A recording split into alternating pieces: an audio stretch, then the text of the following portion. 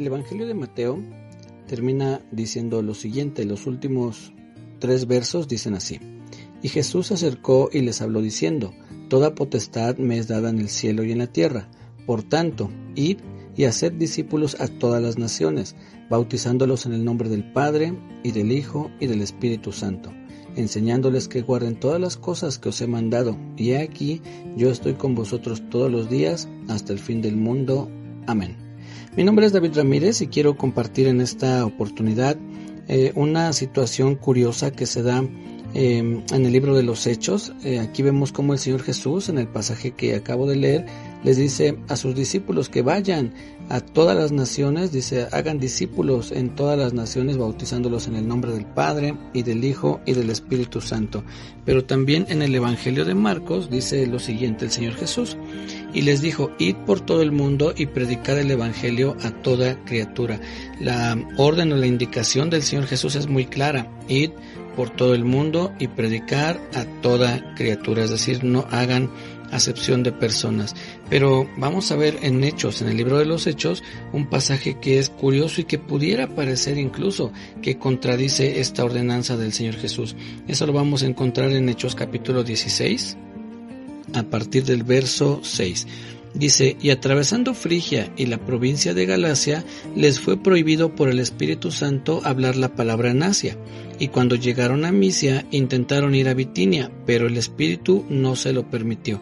Fíjense qué curioso, cómo es que el Señor Jesús da una indicación que se predique el Evangelio a toda criatura y en todo el mundo, y aquí el Espíritu Santo les prohíbe, dice, hablar la palabra en Asia, y después dice que no les permitió ir a Bitinia. ¿Por qué? Bueno, vamos a seguir leyendo y vamos ahorita a considerar qué es lo que está pasando. Verso 8 dice: y pasando junto a Misia, descendieron a Troas, y se le mostró a Pablo una visión de noche. Un varón macedonio estaba en pie, rogándole y diciendo: pasa a Macedonia y ayúdanos. Cuando vio la visión, enseguida procuramos partir para Macedonia, dando por cierto que Dios nos llamaba para que les anunciásemos el Evangelio.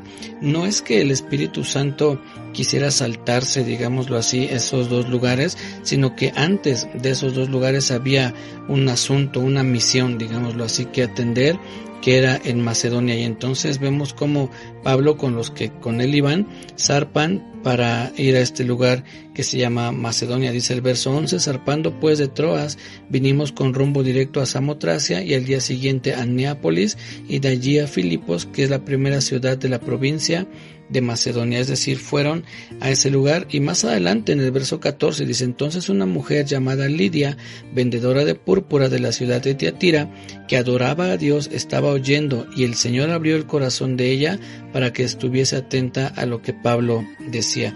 Entonces vemos cómo había un propósito por parte del Señor para que en ese momento Pablo no predicara el Evangelio en Asia ni tampoco en Bitinia, sino que fuera directamente a Macedonia. Esto es lo que en algún momento les compartía cuando les decía que uno tiene que preguntar al Señor: ¿qué quieres que yo haga?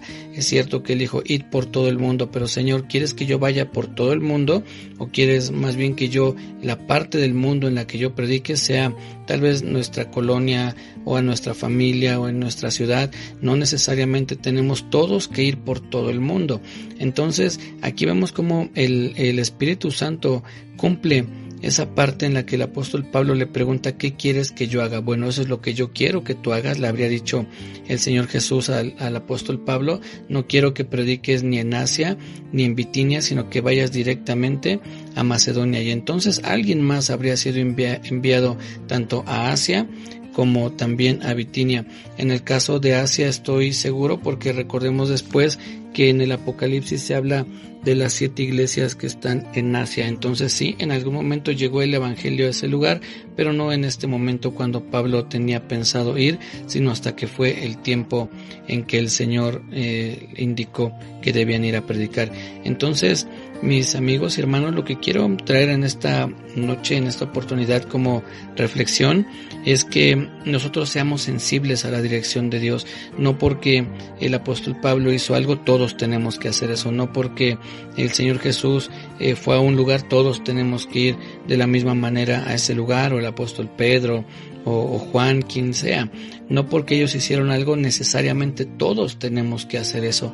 En términos generales, sí, todos tenemos que predicar el Evangelio, pero no todos tenemos que ir a Asia, por ejemplo, a predicar, o a Bitinia, como en este caso, o a Macedonia, donde fueron enviados por el Espíritu Santo, sino que cada uno de nosotros debemos de preguntar cuál es el propósito que Dios tiene para nuestras vidas. Entonces no hay ninguna contradicción, no es que el Espíritu Santo haya estado en contra del Señor Jesús cuando el Señor Jesús dice vayan a todo el mundo y prediquen a toda criatura, y luego el Espíritu Santo les dice, les prohíbe hablar la palabra en Asia. ¿Por qué? Insisto, podemos deducir que porque antes tenían que ir a Macedonia para predicar el Evangelio en ese lugar, y después entonces sí, llegó el Evangelio también tanto a Asia como a Bitinia y a muchos otros lugares, incluso pues obviamente hasta nuestro país. Hoy conocemos nosotros del Evangelio porque alguien de esos discípulos le compartió a alguien, y ese alguien a otra persona y a otra persona, hasta que de alguna manera llegó el Evangelio hasta nuestro continente y a nuestro país. Entonces nosotros somos fruto de esos hombres que predicaron el Evangelio por todo el mundo. Pero lo que quiero enfocar en esta oportunidad es que nosotros debemos de ser muy sensibles a la voz de Dios. Les voy a contar o les voy a leer una parte de una historia que está en el capítulo 13 del primer libro de Reyes. Vamos a leer a partir del verso 8. Para tener un poco de fundamento, de base en cuanto a esa historia, Dios envía a un profeta que le diga algo a un rey y le va a decir algunas cosas que van a suceder, y dentro de las indicaciones que Dios le da a este hombre le dice, no, en ese lugar ni comas pan, ni bebas agua, y tampoco regreses por el mismo camino por el que fuiste. Y entonces va este hombre, hace lo que Dios le mandó en cuanto a la profecía que había de darle a este rey, y les voy a leer lo que dice a partir del verso 8. Pero el varón de Dios dijo al rey, aunque me dieras la mitad de tu casa, no iría contigo, ni comería pan, ni bebería agua en este lugar, porque así me está ordenado por palabra de Jehová, diciendo, no comas pan, ni bebas agua, ni regreses por el camino que fueres. Regresó pues por otro camino, y no volvió por el camino por donde había venido a Betel. Hasta aquí el varón de Dios pues está haciendo lo que el Señor le indicó, pero vamos a ver qué sucede después. Sucede algo pues que tiene pues una historia o un final algo triste, por lo que vamos a leer, pero esto se los quiero compartir para que veamos cómo uno debe ser sensible a la dirección de Dios. Cuando el Espíritu Santo les dice que no vayan a Asia ni a Bitinia, uno pensaría, tal vez no es Dios, a lo mejor estoy escuchando mal, porque el Señor Jesús dijo que fuéramos a todas las naciones, pero sí era la voz del Espíritu Santo. Pero Pablo y los que con él iban eran sensibles a esa voz, y entonces entendieron que era el Espíritu Santo. Aunque pareciera contradictoria la indicación, era el Espíritu de Dios quien les estaba dando esta indicación. Pero ahora vamos a ver lo que sucedió con este varón. Sigo leyendo a partir del verso 11, dice, moraba entonces en Betel un viejo profeta, al cual vino su hijo y le contó todo lo que el varón de Dios había hecho aquel día en Betel. Le contaron también a su padre las palabras que había hablado al rey, y su padre les dijo por qué camino se fue, y sus hijos le mostraron el camino por donde había regresado el varón de Dios que había venido a Judá. Me salto hasta el 15. Dice, entonces aquí ya se encontraron el profeta que había ido con el rey y este viejo profeta, y le dice, mas él respondió, verso 15, entonces le dijo, ven conmigo a casa y come pan. Mas él respondió, no podré volver contigo, ni iré contigo, ni tampoco comeré pan, ni beberé agua contigo en este lugar, porque por palabra de Dios me ha sido dicho, no comas pan, ni bebas agua allí, ni regreses por el camino por donde fueres. Y el otro le dijo, mintiéndole, yo también soy profeta como tú, y un ángel me ha hablado por palabra de Jehová, diciendo, tráele contigo a tu casa para que coma pan y beba agua. Entonces volvió con él y comió pan en su casa y bebió agua. Y aconteció que estando ellos en la mesa, vino palabra de Jehová al profeta que le había hecho volver, y clamó al varón de Dios que había venido de Judá, diciendo, así dijo Jehová, por cuanto has sido rebelde al mandato de Jehová, y no guardaste el mandamiento que Jehová tu Dios te había prescrito, sino que volviste y comiste pan y bebiste agua en el lugar donde Jehová te había dicho que no comieses pan ni bebieses agua, no entrará tu cuerpo en el sepulcro de tus padres. ¿Qué es lo que sucede en toda esta historia?